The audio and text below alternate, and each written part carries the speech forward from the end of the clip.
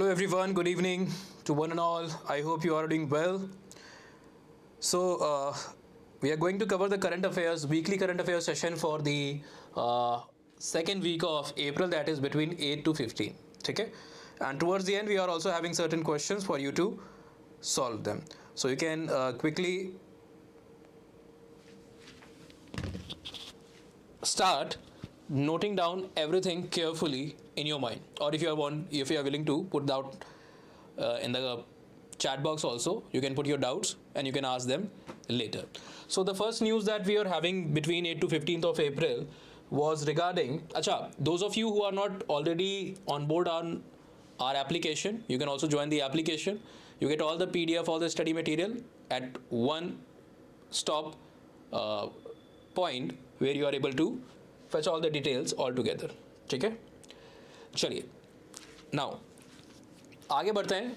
ये एक CAPF का नोटिफिकेशन था, general administration act of 2026, which has been now fully operational.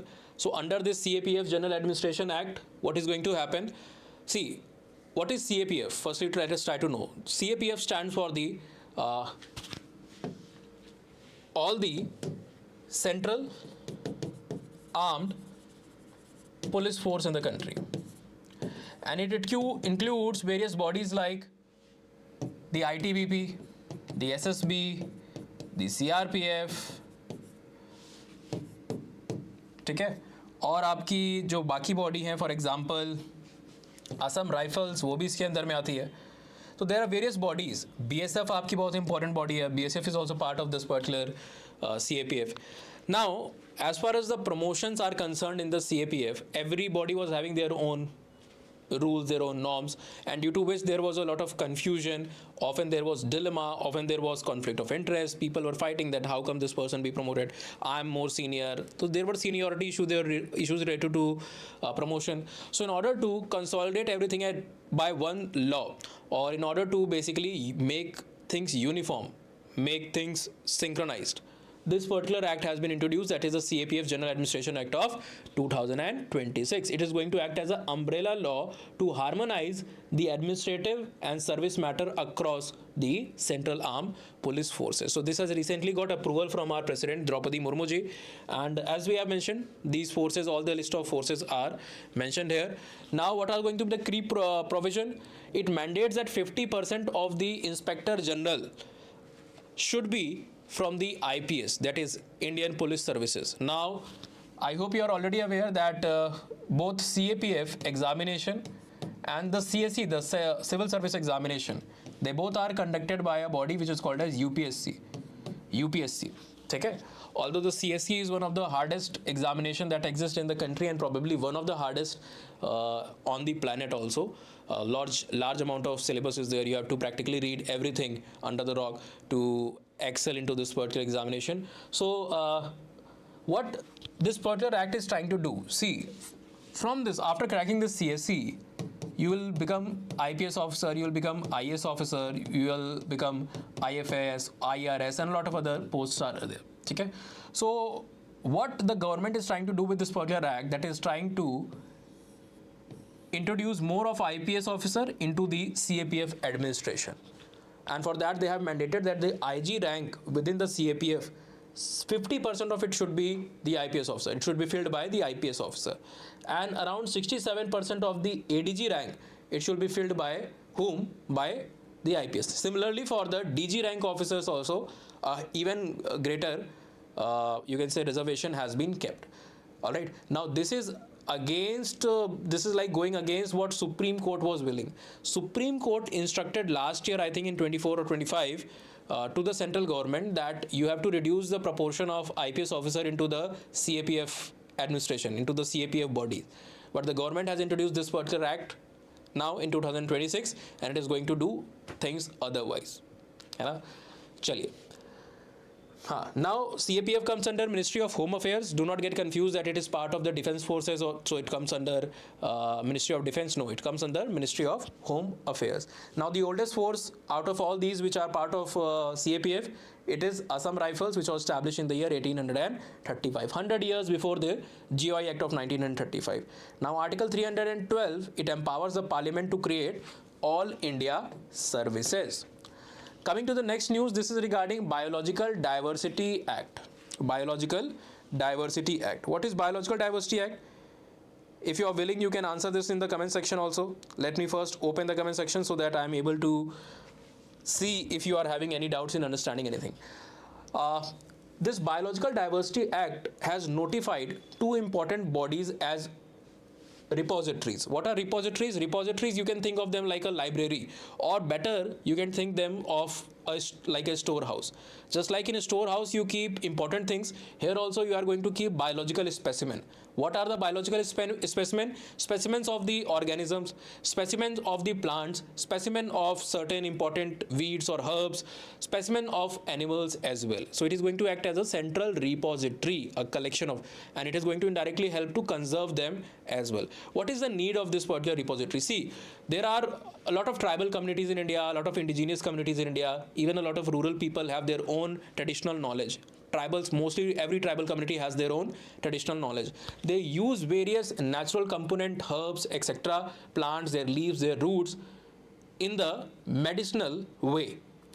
They can use it as an analgesic, pain reliever. They can use it as antipyretic for reducing the body temperature, that is fever. They can use it for multiple other purposes, antiviral, antibacterial, etc. So they have this traditional knowledge from years. Now at times what happens, let us suppose some foreign individual came into India. He's a foreign researcher, he wandered around some, like let's suppose Naga Hills in the state of Nagaland, or Khasi Hills in Meghalaya. A lot of communities are there, they are using these type of things in their daily life. He saw them utilizing certain herbs for the purpose of treatment. He took certain samples, he went to his laboratory, he researched upon it, and he found it out that actually the alkaloids or the other components of this particular plant or specimen is having the analgesic property, it is having the medicinal value. And he claimed to the world that I have discovered this thing in this particular plant, and he's going to register it as in form of a patent, and he's going to get benefited monetarily, commercially, from when other people are going to use it. Okay? So क्या है, knowledge किसी और की और फायदा किसी और का हो रहा है. Somebody else has basically has been using this for thousands of years, but since they did not want to commercialize it, they are tribal people, they are living in their own world, they are happy in their own world, they are not very greedy for that matter. So you have utilized it and you are claiming that it is your discovery, it is your achievement. So in order to curb these type of things, we are building like a registry of the things. So now when we have registered these things into these repositories, if anybody is going to someday claim that this thing is ours, we are going to show why you are fooling the world. This has been known to India and our people were using it since ages, and it is part of our central repository. So this National Biodiversity Authority, that is NBA, under the provision of Biological Diversity Act, has notified the Referral Center Bhavesagar in Kochi and the Marks Collection of Microorganism Center in Pune as the official, one of the premier repositories for this particular thing under section 39 of the Biological Diversity Act. Now we have a total of 20 such repositories in our country, total storehouses, where we are going to store the specimen also, and we are going to maintain a list of all the plants, specimen, microorganisms, etc.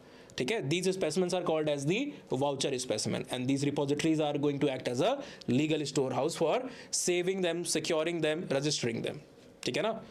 I hope everything is clear. If you face any doubt, do mention that in the chat box in the comment section. Moving ahead, let us talk about Telangana, which has been recently declared Naxal free. Who has declared it? The DGP of the state has declared that Telangana has now been, it has been affected by a lot of reasons of Telangana was affected by Naxal or Naxalites. Now it is completely free of Naxalism.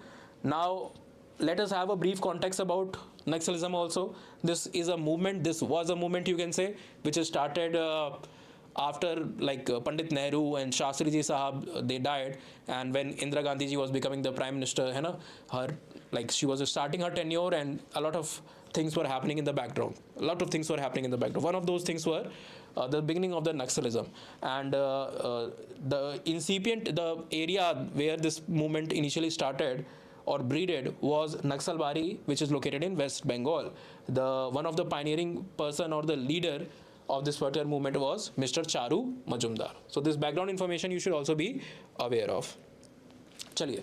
Moving ahead, the NHI has recently started a new initiative which is called as the Arogya One. Arogya One. What is this initiative? Let me tell you in a very summarized manner the gist of it. So we have a long network of national highways in our country. Okay? These national highways are regulated, controlled, monitored, maintained. Everything is basically done. Even the collection of toll, everything is being done by NHAI. Okay? Which comes under which particular ministry? Ministry of RTH. That is Ministry of Road Transport and Highway.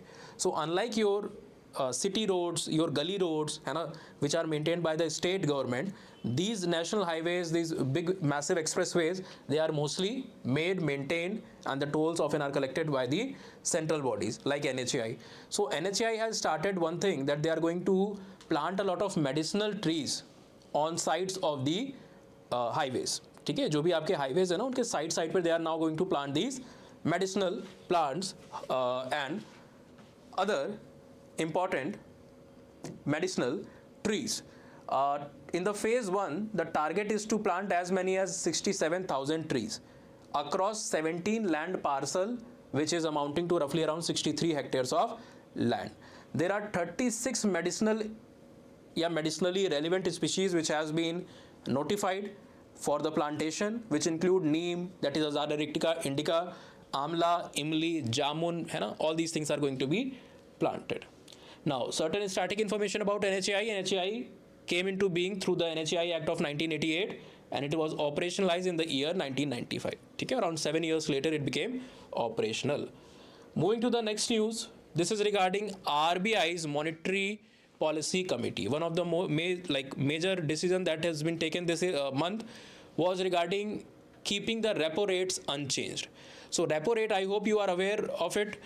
The banks provide loans to the RBI provide loans to the commercial bank at a particular interest rate. This rate or this interest rate is called as the repo rate.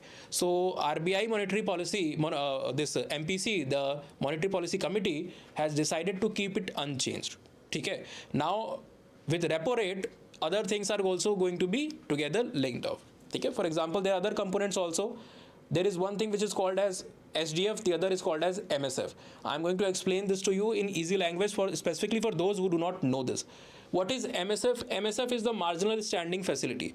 See, every bank in India is supposed to maintain a certain reserve, cash reserves with them, so that in time of need, the liquidity problem or liquidity crunch is not there. So RBI has mandated this and notified every bank in India which is operating and has a license to operate. Now, let's suppose there is a wealthy businessman comes to you. He's a trusted businessman of the country and he gives you an offer that I'm going to build this project and I need 100 crore rupees from you and I'm going to provide you this much. Like, bank has an interest rate, so bank is going to be very happy that if the amount is big, the interest that I'm going to get, that is also going to be more. So my branch is going to be getting a lot of profit. It is going to get a lot of profit. So they provided you and they overlooked the RBI mandation, what RBI has mandated. All right. Now let us suppose some second wealthy individual come to you and he said, see, I do not want loan. I have deposited my 25 crore rupees last month and I want to withdraw a certain amount or entire amount out of it. Now there is a liquidity crunch. Bank is not having this liquidity because he has utilized most of the money from some of the account to give loan to that other guy who asked for 100 crore loan. So now it is going to run to this bank, commercial bank is going to run to the big brother. Big brother, please help me out. Who is the big brother? RBI. So RBI is a big brother. He is strict, but he is going to help you. So he is going to lend you money at a particular interest rate. He is going to increase the interest rate for you. Why? It is a penalty to teach you a lesson that when I have asked you that you have to maintain this liquidity, why you have not maintained that reserve? Okay. So that rate at which now this penalty amount has been given to the bank, this is usually higher than the repo rate. Currently that is equivalent to bank rate, which is around 5.5%. Apart from that, there is another thing which is called as SDF, which you can think of it as a standing deposit facility. Now let's suppose there is some other bank and after all the operational calculation, the bank thinks that I'm holding this 50 crore rupees extra and there is no need of this 50 crore. I'm having my reserves with me. the mandated cash reserves are there, there is no immediate need of this particular money, so this is like waste, this is lying in the account without any use, so better I should earn some money on this. So there's a provision that this extra money can be deposited with RBI. The bank can deposit this money with RBI, ठीक है ना, and they are going to earn some interest. This is going to be the base of the corridor. So these are corridor rates, है ना, you can think of it as a corridor. It has a corridor. So there is a ceiling, there is a base, and in middle you can think of it as a thin air. So repo rate is this thin air which is in between, and this MSF or the bank rate, it is the ceiling, and this SDF, which is the lowest, it is forming the base of this particular corridor. So the SDF also stands at around 5% as of today. Certain static information related to this RBI, I think everybody knows. RBI was established in the year 1935 through RBI Act of 1934. Now this RBI Act, how it came into being? So there was a recommendation of a committee which was called as the Hiltonian Committee, which was established in the year 1926 and recommended the formation of this. Also, this entire thing, often it is the credit of this also is given to Bhimrao Ambedkar Saab. Okay? He has published a work which is called as the Problem of Rupee, and often it is said that the conceptualization, not the establishment, the conceptualization of RBI originates from that particular work of Bhimrao Ambedkar Saab. Okay? Now 1949 the RBI was nationalized. Acha, there is another important date or year. Initially it was based in Calcutta, then later it permanently shifted to Mumbai. This happened in the year 1937. So these 5 dates are important. You should be aware about these dates. Now you should also be aware about the first governor of RBI, the first Indian governor of RBI. So whether it is William Osborne or whether it is C.D. Deshmukh Sahab, or the current governor, that is Mr. Malhotra, Sanjay Malhotra, you should be aware, and he is the 26th governor. Okay? So you should be aware of these things. Do not miss these static facts. Next is another news regarding RBI only Reserve Bank of India in the month of April. They have issued or notified their medium-term strategic framework. Medium-term strategic framework, MSF, which is Utkarsh 3.0. They are using my name without asking me. Utkarsh 3.0 starts in 2026 and it is going to be there till 2029. Before this, we had Utkarsh 2.0 for the year 2024 to 2025. So these are medium-term strategic framework or strategic pathways. Okay? What does it mean? For example, in any institution, in any organization, you have certain short-term goals, some medium-term goals, some long-term goals. In the next 6 months to 12 months, I have to do this, I have to achieve this. That is your short-term goal. Then you are having certain medium-term goal. For example, in next, let's say 18 months to 2 years to 3 years, I have to achieve this goal. These are medium-term goals. And then in the longer run, in the next decade or next 5 years or 7 years, I am going to achieve this. So these are your goals. So it has decided its goal. It has notified its goals. The major pillars about this Utkarsh 3.0 goals of RBI, it includes the robust regulation. They have to maintain a robust regulation as far as the banking operations are concerned. Then they have to focus upon customer centricity. Whatever schemes they are running, whatever policy that they are making, banks, whatever services they are offering, it has to follow a more customer-centric, people-centric, public-oriented way rather than only making money. All right. Third is competitive market. It promotes the competitive market in general. Then is effective technology, the integration of modern technology, the booming technology like AI, all the digital ecosystem has to be strengthened around these booming technologies. Next is the future ready organization. We have to make the banking institution, the financial ecosystem in India more future ready. Okay? Next is global integration. We have to integrate India's product, India's important landmark financial ecosystem, not only in the border, within the border of India, but also across the borders of other nations as well. For example, we have Rupee network, just like Visa, Maestro, MasterCard, we have a Rupee network. Okay? Apart from Rupee, we have apart from RuPay network, we have UPI services. So recently, India has partnered with NPCI International, has partnered with Lanka Pay, so that whenever you are visiting Sri Lanka, any archaeological place, any historical place, any tourist place, any hotel, resort, etc., mostly the tourism places, you will find this QR code, which will called as a Lanka QR. You can directly utilize your mobile phone, your UPI application, and you can do transactions seamlessly. So integration is also important part. We are trying to do more and more, specifically in the neighborhood countries, and later we are willing to expand it to the other countries as well. Okay, the rupee integration portion.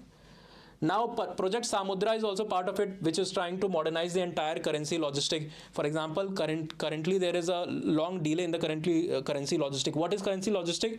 For example, the moment when the notes are being printed and they are going to the bank, from bank to the customers, and then from customers, when they are soiled, when they are dirty, when they are worn off, torn, they move back to the Reserve Bank of India. So often there is a big delay and logistical constraints which are involved, which give way for illicit currency or the fake currency to get incorporated in the entire chain of this operation. So we have to make it more modernized, more efficient, more faster, in order to curb any type of problems or issues as far as the logistics is concerned. Then is the unified lending interface. You can think of it as a small farmer who is going to cultivate. He is willing to buy seeds, he is willing to buy fertilizers, etc. For that he need money. He goes to a bank, he asks the money as a loan. So bank is going to ask a lot of document, paperwork, background check. Important time for cultivation, it might get passed on. He is having less time to do everything. He has to put everything in place. When he will start operation, if he is not getting the loan, he's not buying the things. So delay can be a problematic thing in the system, in the financial system. So in order to make this seamless, this unified lending interface is basically being designed, a digital platform where the verification will quickly happen. All the documents are going to be quickly verified, and based upon that your appraisal will be done. Appraisal here means that approval or rejection of your loan application. So this is going to help a lot of people who seek these loans.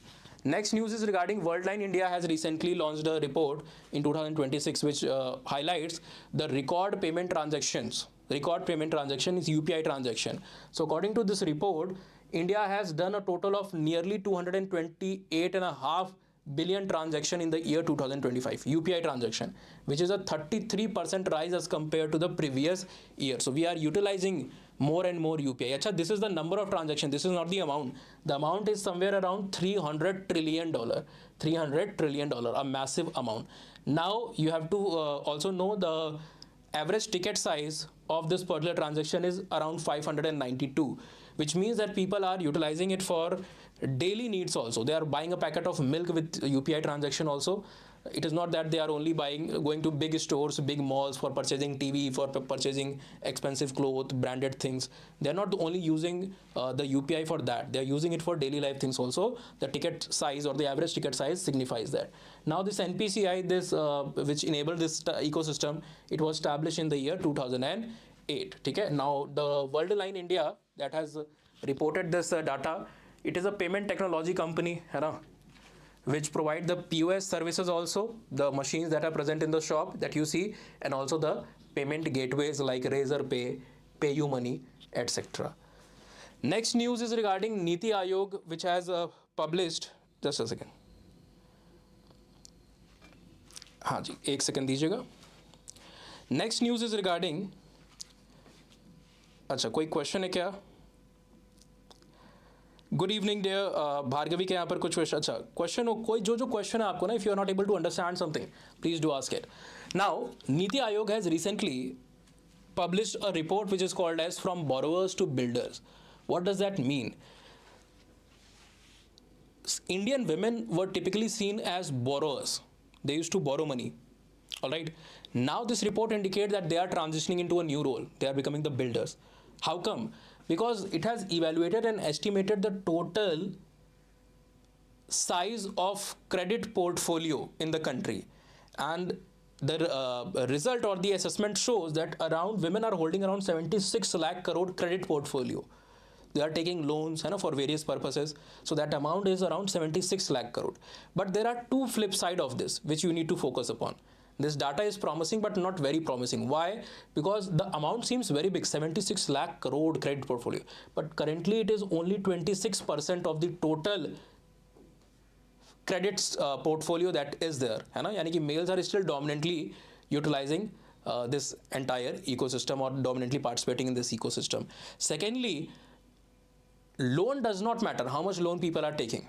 Are women able to get loans or not?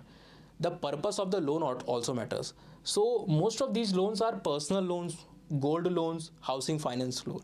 you are using it for buying jewelries, you are using it for like sponsoring a vehicle for yourself, है ना? If it was loan taken for entrepreneurial activities, then it would have been a good thing. But what is the data showing? That 71% of the loans are retail loans, है ना? So that is not something very encouraging, a flip side of this particular data. चलिए, now some of the states like Bihar and Uttar Pradesh were presented in this state by Niti Aayog to have performed very well. For example, Niti Aayog has highlighted that Bihar has seen roughly 60%, 60% of CAGR, that is compounded annualized growth rate. So the credit portfolio has expanded quite rapidly as far as Bihar is concerned. Uttar Pradesh has also seen a good amount of, you can say, growth, around 42% growth in the state of Uttar Pradesh as far as this is concerned. Chaliye.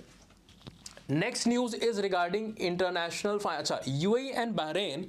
You only need to remember two factors here.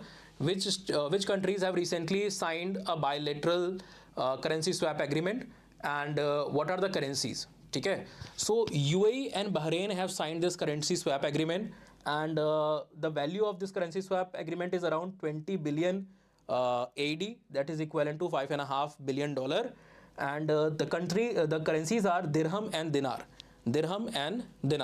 Now I hope you do understand what is a currency swap agreement. It is basically an agreement between two countries where in their bilateral trade, when they are trading with each other, importing, exporting things to each other, they are going to utilize a local currency instead of utilizing the dominant currencies like dollar, etc.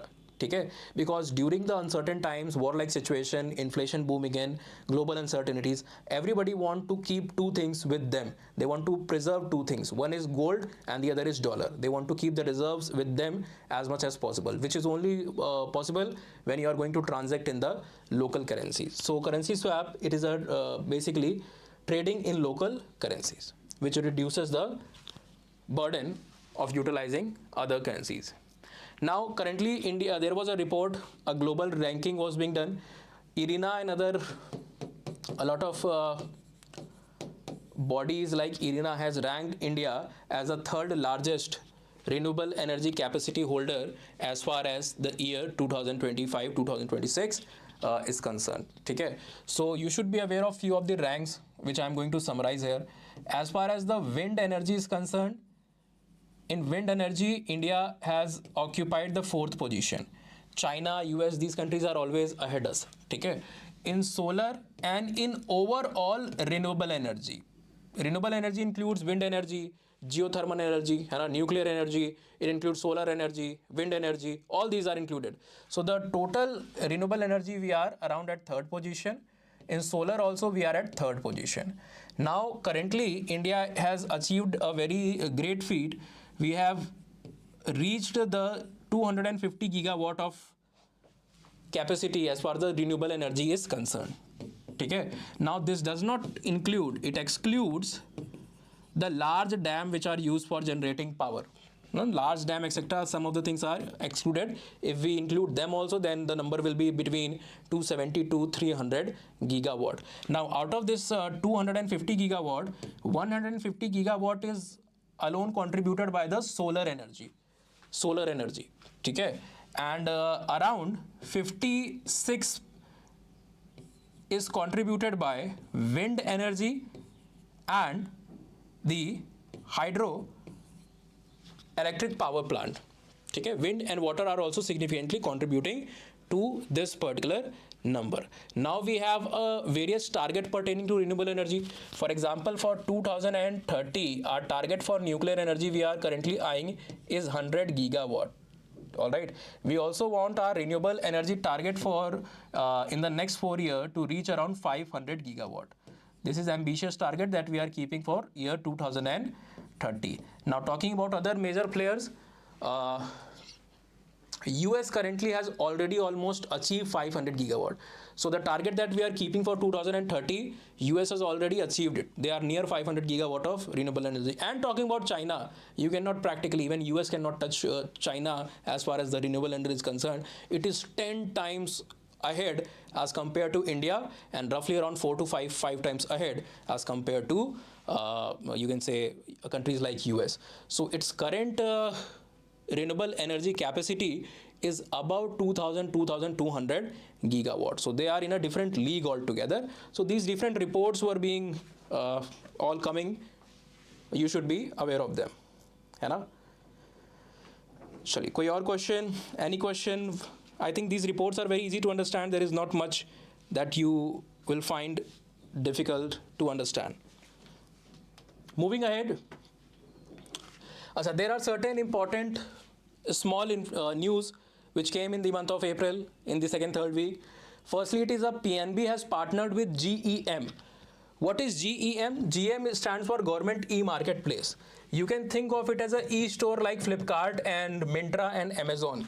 Just that retailers or we are not purchasing from this particular store. Who is purchasing? The purchase is mostly by the government offices.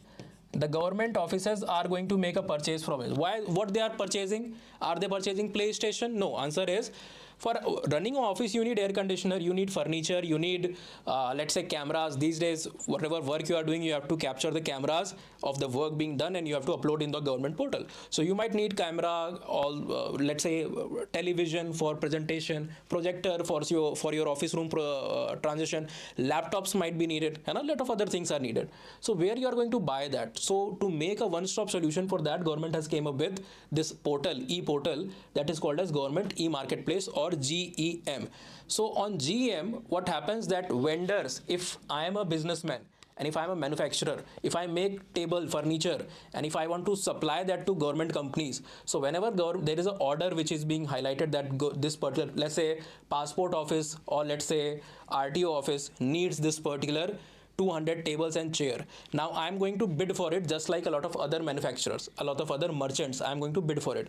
And if I'm going to win that bid, I'm supposed to supply them in a agreed time period. So where I'm going to get the raw material for that? This big amount of, because mostly these are the micro or small or medium enterprises, the smaller businessmen. They are not having that much capital, liquid capital. You might be rich, you might be having capital, you might be having a 2 crore rupees house as a businessman, you might be having car, but liquid money for your business purpose. How you are going to get that? So you want loan for hiring the laborers, for hiring a particular big space to make these much things, because your own workshop probably won't be sufficient to make this large volume of product in a short time period. 200 furniture, 200 chairs and tables, etc. For various offices. Apart from that, you might also require raw material. किससे बनाओगे आप? You also need raw material to manufacture things. So for that you need money. So money कहाँ से आएगा? When you go to a bank, bank will ask collateral. So government has started this e-portal that is called as GEM Sahay. ठीक है? There is a e-portal application and web-based portal where you can use the receipt of the order or the documents of the order or the order invoice, and you can get collateral free loans without any guarantee, without putting anything as collateral. You can get the loans. So for that, a lot of companies are partnering with the GM Sahay portal as the partners. Okay? So PNB has become recently one of those companies which has partnered. It is going to provide MSMEs collateral free loan for the purpose of these transactions. Next is something about a company, a startup, which has recently attained unicorn status. I hope you are aware what is unicorn status. Any company that attains a valuation of US $1 billion, it is called a unicorn company. $1 billion valuation, if you achieve that feat, you are called as a unicorn company. So we are having a lot of unicorn companies, but this is not about unicorn companies. This is about unicorn startups. All right. So in India, as of 2026, we have a total of 128. Last I checked, there might be some additions recently, let's say in past 2-3 days, I'm not sure, but till April 15, 2026, there were a total of 128 unicorn startups. And in this year only, 2026 only, there are 3 to 4 additions in this particular list. 3 additions. Credit B is the latest addition in the month of April, which has raised a capital amount of roughly around I think $280 million, and its total valuation has reached around $1.5 billion. Okay? So it has attained this status of ambitious status of a unicorn company or a unicorn startup. This number is outdated now. Currently we have 128, I think, which I have mentioned here. Moving ahead, patent filing in India has also seen a rapid rise India has reported that the patent application for 25-26 increased by 30%. Total number is around 1,43,000. ठीक है ना? चलिए. Now, those of you who are willing to take part in our paid super elite batches, which is a one-stop solution from notes to mock test to a lot of other things, recorded live lectures, PYQ sessions, everything you get at one particular place with proper evaluation, you can be the part of this most exclusive batch that is called as a super elite batch, which is different from the normal course which we offer or others also offer, which are not having a lot of crucial things which is required for easily cracking the examination. Moving ahead, Kalpakkam reactor has attained criticality. So this is regarding the 500 megawatt prototype fast breeder reactor, which is at Kalpakkam, and it has attained criticality. Criticality simply means कि इतने stability attain कर लिया. In simple language, if I tell you, this is like a scooter being started, है ना? When you kick a scooter, और वो start हो जाता है, फिर आप उसको ले जाते हो. So it is similar to that, like most simplest explanation that you can relate with it, because it is a term related to nuclear physics. All right. So simple definition of criticality: it is a state where a nuclear reactor core reaches a stable, self-sustaining fission chain reaction, which can be utilized for generation of power. ठीक है. So what is this PFBR, prototype fast breeder reactor? It is a type of nuclear reactor. It is an advanced nuclear and one of the most advanced nuclear reactor that we have in the country. Now, as far as the nuclear plan of the country is concerned, we have a three-stage plan, a three-stage nuclear plan. The first stage started after the independence, when people like Homi J. Bhabha, etc. contributed significantly, है ना? And we started extracting uranium for the nuclear plants for generating the energy. Second was this, when we are using the prototype fast breeder reactor, the advanced nuclear reactors, which is at Kalpakkam currently.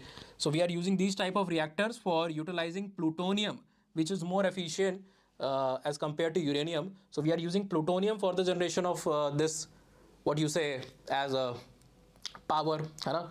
And the third stage is going to be when we are going to utilize thorium for the generation of power. Why we are trying to do this? Why we are trying to shift to thorium? Because we have limited reserves of uranium, and compared to thorium we have 4 times greater reserve, 4 times to 5 times greater reserve than uranium we have thorium. Okay? This is mostly in the coastal sands in states like Odisha, etc. You'll find this thorium. So we have abundance of it, so it is better to utilize it. So we are rapidly expanding our nuclear program to reach to this stage 3, where we will be using thorium-232 in the reactor, and this is going to produce artificial uranium, which is called as uranium-233. Okay? So that is our target. Currently we are using plutonium. So this was something which was in news. Now, next news is regarding NASA. NASA has successfully launched this PACE satellite. PACE is what? Plankton, Aerosol, Cloud and Ocean Ecosystem. It is a tool which is going to detect the NO2 pollution in the environment. All right. And it was launched in the year 2024 by SpaceX Falcon 9. Just like Tesla, it is also owned by SpaceX, is also owned by, or started by rather, Elon Musk. Okay. Next news is regarding starting of a new hydro electricity project in the state of Arunachal Pradesh. In fact, there are 2 such projects. One is Kalay and the other is Kamala Hydro project. These 2 projects have recently been started in the state of Arunachal Pradesh, northeastern state. Next, we have BEE CAFE 3 norms. So BEE has notified these CAFE norms. Norms means basically rules. What it is about? It is about mandating the car manufacturer, those who are manufacturing car, to make more efficient. They have to get more efficient. They have to improve the average fuel efficiency so that lesser fuel burning is required for running a particular car.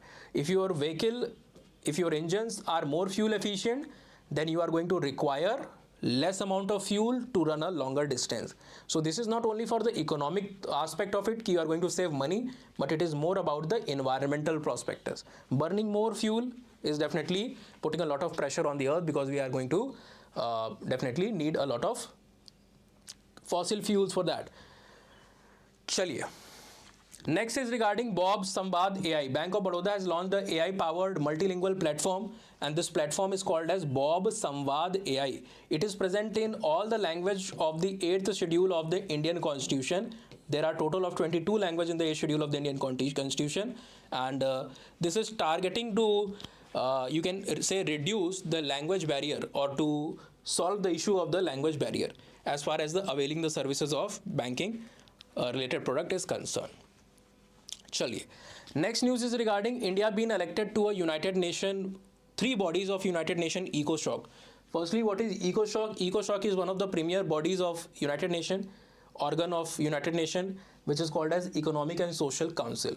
It was established just after the World War II, when UN came into existence in the year 1949, and currently there are 52 members in this particular category. So there are various bodies in UN EcoShock, and India has been nominated like unanimously without any hindrance in 3 of those bodies, which include the Commission for Social Development, Committee on NGOs, and Commission on Science Technology for Development.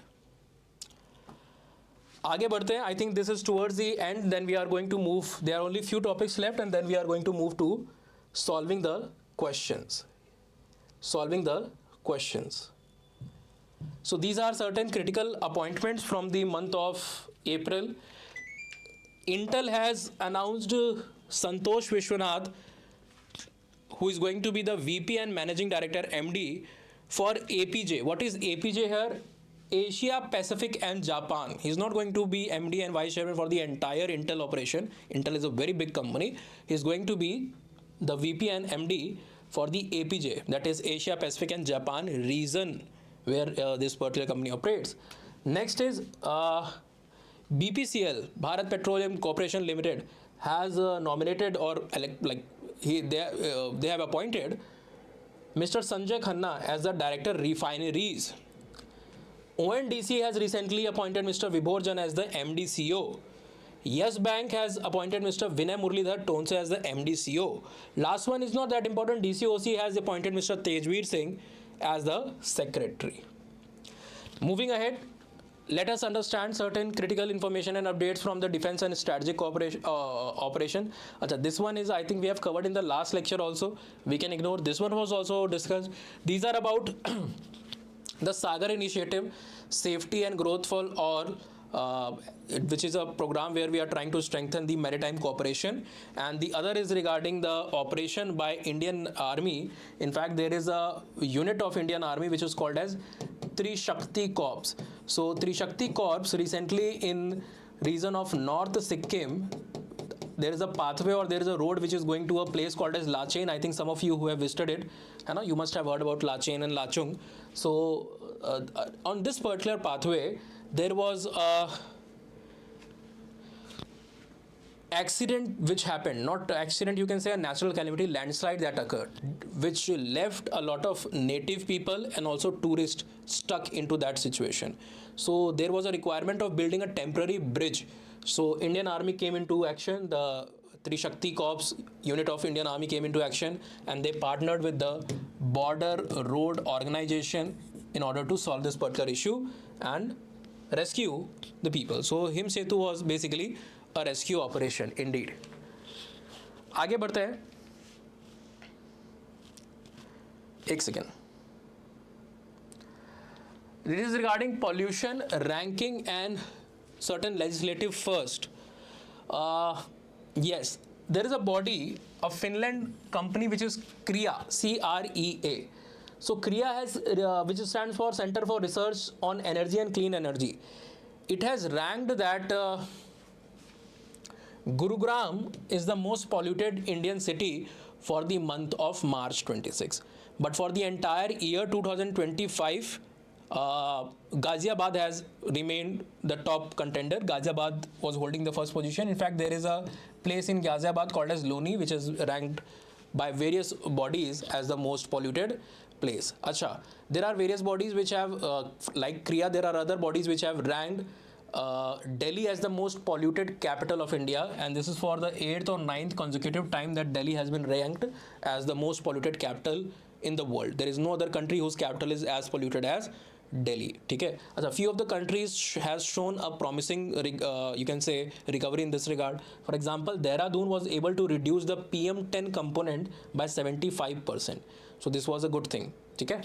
Finland, I think you must be aware, Finland often ranks very good as far as the happiness index is concerned. Recently, happiness index was also released in the month of March or April, where Finland has again topped it, for I think 6th or 7th or 8th consecutive time. And we have ranked very bad in that happiness index. Out of 140-50 countries, our position was 116. Last year it was 118, so it has slightly improved, but not very much. In fact, certain countries like Pakistan, etc., they are more happier than us. Pakistan, etc., these Sri Lanka, etc., our neighboring countries are more happy than us. Our neighbors like Afghanistan and Bangladesh, they are even worse than compared to India. So few of the neighbors are in good condition, few of the neighbors are not in so good condition. Moving ahead, Menaka Guruswamy, who has been recently elected or appointed as the Rajya Sabha MP from the side of Trinamool Congress. You must be aware of her. She was representing Mamata Banerjee, the Chief Minister of West Bengal, in the court also. She's an advocate also, and she has now achieved this record, you can say, or a feat, where she is going to be the first openly queer MP. So I hope you know what is queer. We have LGBTQ plus category. In this Q we have questioning and queer. So queer is a category under this LGBTQ, and they do not confer to the social binaries or the sexual binaries.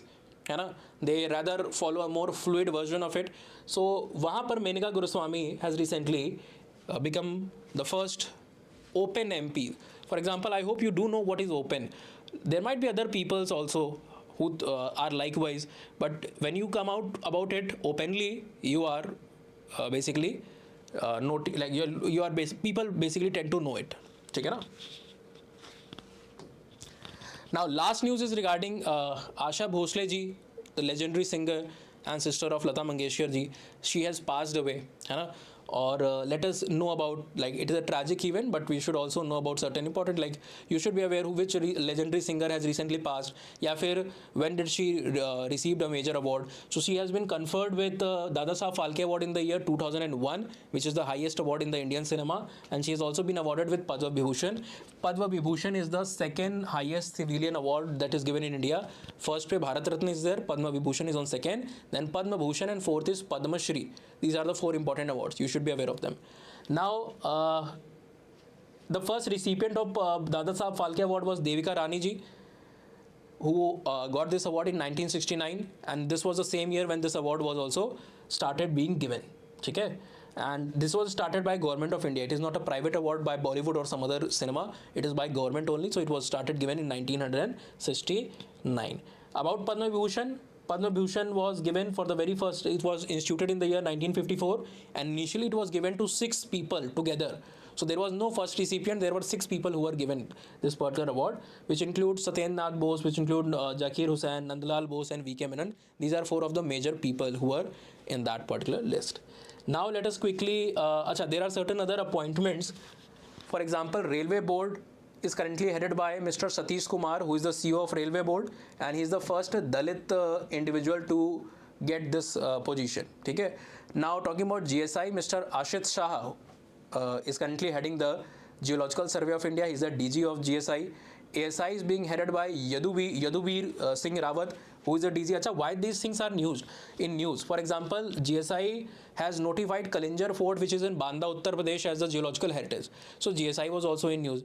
ASI is partnering with Indonesian Ministry of Culture and Heritage in order to resurrect a very old temple. Okay? So they are going to do this together. So ASI was also in news. So you should be aware of their current heads, the important bodies. CSIR was also in news in multiple, related to multiple news.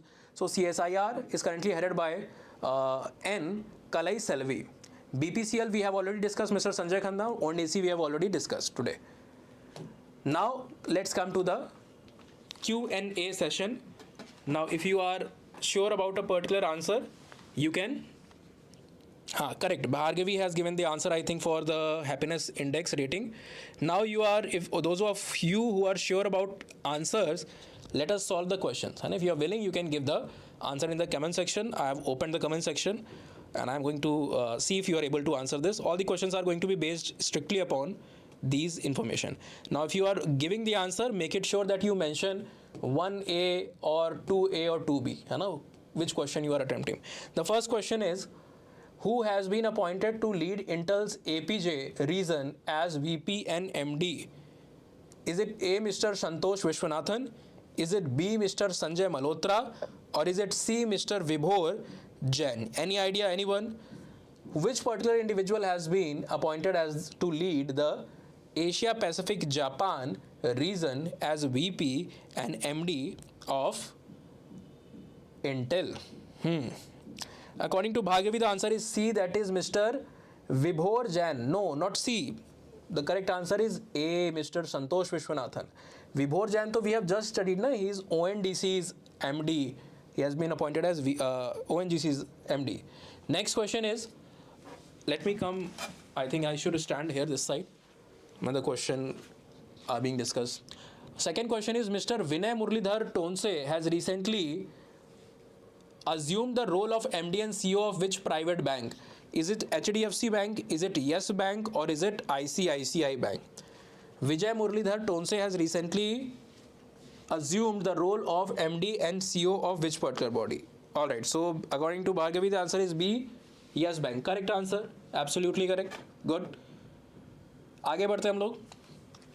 Now the prototype fast breeder reactor, that is PFBR, at Kalpakkam has attained criticality. Which stage of India's nuclear plan is this? Is it the first stage? We have 3-stage plan. Is it the first stage or the second stage or the third stage? Any idea, anyone? Which stage is Kalpakkam nuclear reactor? So the correct answer for this question is, it is stage 2. B is the correct answer here again. Moving to the next question. Next question is, NASA's space satellite, which recently launched a new pollution tool, targets which 2 ecosystem? Is it desert and Arctic? Is it plankton and clouds? Or is it soil and volcanoes? What is going to be the answer for 13th question? Any idea? Desert and Arctic, plankton and cloud, or soil and volcanoes?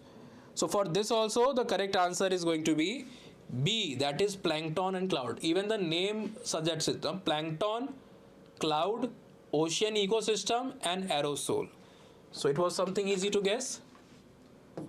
Moving ahead, what is the current repo rate as per the RBI's monetary policy committee? According to the MPC, what is the repo rate currently which has been decided? This is going to be easy. Yes, according to Bhargavi, it is B. Correct. 5.25. Next is, India's recently signed a major currency swap agreement. This question is wrong. This question is wrong. India has not currently signed this currency swap agreement. In fact, 2 countries have signed a bilateral currency swap, and the right answer for that is UAE and Bahrain. India is not involved in their like it's a bilateral trade. Next is, who recently became India's first queer member of parliament? Which person has become the first open queer member of parliament? Is it Menaka Guruswamy A? Is it Arundhati Katju B? Or is it Manjamma Jogati?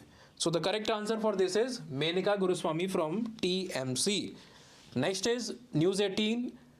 The Union Cabinet approved the Kamala hydroelectric project in which state? Is it located in Sikkim, Arunachal, or Himachal? Correct answer is Arunachal. Moving ahead, according to the Kriya report, which city is ranked as India's most polluted city? This depends. The answer for this will depend. This is not properly framed. For March, this is going to be Gurugram, but it has not mentioned it. And if it is going to be asking for the entire 2025 last year, then Loni in Ghaziabad is that particular city.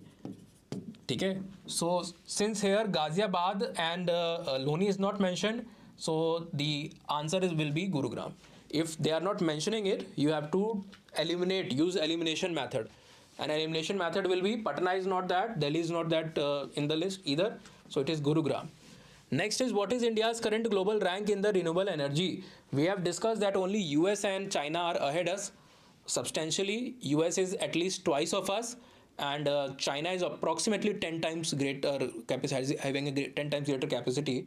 So we are currently at third with a total capacity of more than 250 gigawatt. Next is, legendary singer Asha Bhosle passed away. In which year she was awarded with Dada Saheb Phalke? In the year 2001. Which RBI strategy roadmap for 2029 was recently unveiled to modernize digital payments? RBI strategy roadmap, है ना? The medium term strategic roadmap, all right, or medium term strategic framework, anything you can mention it. So this is Utkarsh 2029, which is same as Utkarsh 3.0, है ना? चलिए. So with this we come to the end of today's session. You can join our Telegram community, Telegram channel if you are not already part of it. All the YouTube class updates, all the free lectures update, all the important material, and also quiz and polls are provided on this particular channel. Thank you very much for joining in. If you like the lecture and the information that has been imparted, do mention that in the comment section. We'll meet tomorrow, I think, again in a 5 p.m. session, and we are going to cover the portion of April 4th week. All right, so revise these things, try to solve the MCQs, and practice hard. Goodbye.